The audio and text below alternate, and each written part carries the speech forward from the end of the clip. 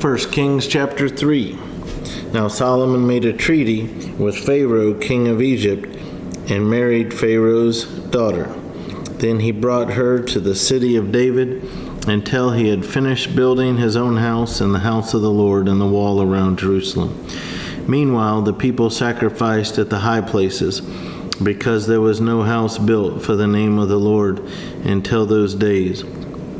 And Solomon loved the Lord, walking in the statutes of his father David, except that he sacrificed and burned incense at the high places.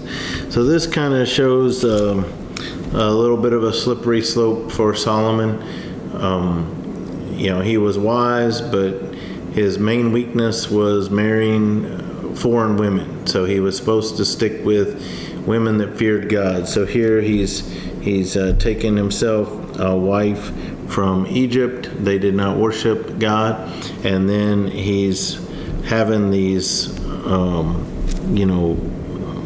worshiping at these places he's not supposed to be doing. So we see that he's starting to make some mistakes that would hurt him later. Now the king went to Gibeon to sacrifice there, for that was the great high place. Solomon offered 1,000 burnt offerings on that altar. At Gibeon the Lord appeared to Solomon in a dream by night, and God said, "Ask, what shall I give you?" And Solomon said, "You have shown great mercy to your servant David my father, because he walked before you in truth and righteousness and in uprightness of heart with you.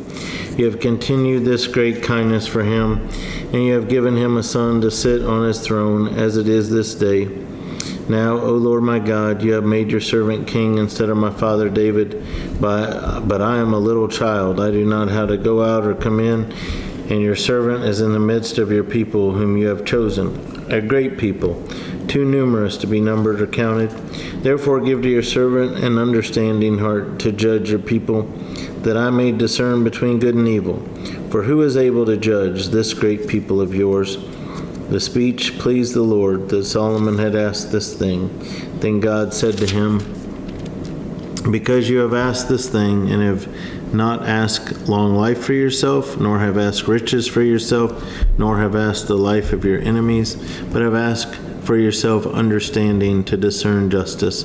Behold, I have done according to your words. See, I have given you a wise and understanding heart, so that there has not been anyone like you before you, nor shall any like you arise after you.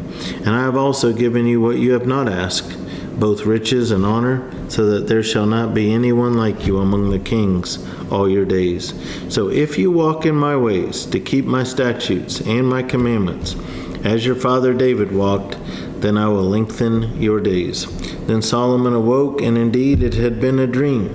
And he came to Jerusalem and stood before the ark of the covenant of the Lord, offered up burnt offerings, offered peace offerings, and made a feast for all his servants. Now 2 women who were harlots came to the king and stood before him. And one woman said, "O my lord, this woman and I dwell in the same house, and I gave birth while she was in the house. Then it happened the 3rd day after I had given birth, that this woman also gave birth. And we were together. No one was with us in the house except the 2 of us in the house. And this woman's son died in the night because she lay on him. So she arose in the middle of the night and took my son from my side while your maidservant slept, and laid him in her bosom, and laid her dead child in my bosom. And when I rose in the morning to nurse my son, there he was dead. But when I had examined him in the morning, indeed he was not my son whom I had born." Then the other woman said, "No, but the living one is my son, and the dead one is your son." And the first woman said, "No, but the dead one is your son, and the living one is my son." Thus they spoke before the king. And the king said, "The one says, 'This is my son who lives,' and your son is the dead one. And the other says, 'No, but your son is the dead one, and my son is the living one.' Then the king said, 'Bring me a sword.' So they brought a sword before the king. And the king said, 'Divide the living child in 2, and give half to one and half to the other.'